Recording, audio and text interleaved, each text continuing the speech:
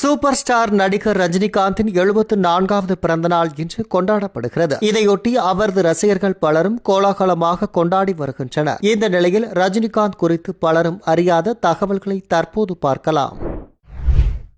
ரயில் மீது நடக்கும் சண்டை காட்சிகளில் டோப் இல்லாமல் நடித்த முதல் தென்னிந்திய நடிகர் ரஜினிகாந்த் தான். 70mm என்ற மிகப்பெரிய திரையில் வெளியான முதல் திரைப்படம் ரஜினிகாந்த் நடித்த மாவீரன் தான். லண்டனில் உள்ள மேடம் டிஷாட் என்ற மெழுகு சிலை அருங்காட்சியகத்தில் இடம்பெற்ற முதல் தென்னாசிய நடிகர் ரஜினிகாந்த் தான்.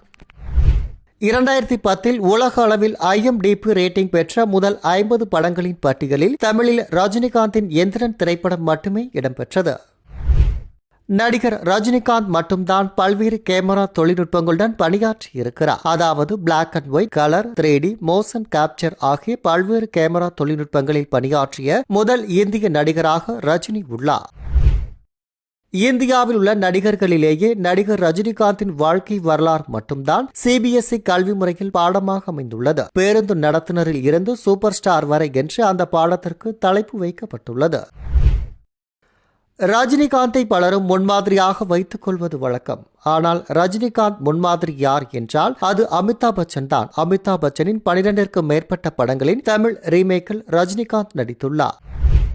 சினிமாவில் நடிப்பதற்கு முன்பு ரஜினிகாந்த் பேருந்து நடத்துனராக இருந்தார் என்பது அனைவருக்கும் தெரிந்த விஷயம்தான். ஆனால் அதற்கு முன்பு கூலி தொழிலாளியாகவும் தச்சராகவும் அவர் பணியாற்றியுள்ளார்.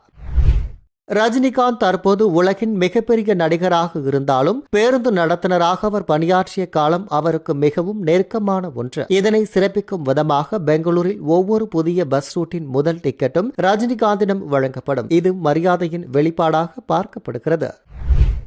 சிகரெட்டை தூக்கி போட்டு அதனை வாயில் பிடிக்கும் ரஜினியின் ஸ்டைல் மிகவும் பிரபலமான ஒன்று. இந்த ஸ்டைலை வைத்துதான் அவர் சினிமாவில் வாய்ப்பு பெற்றதாகவும் கூறப்படுகிறது. இது அனைவருக்கும் தெரிந்த ஒன்றுதான். ஆனால் பலருக்கும் தெரியாத விஷயம் என்னவென்றால் தனது 18 வயதுக்கு முன்னரே தான் இப்படியான ஸ்டைலை ரஜினி கற்றுக்கொண்டாராம்.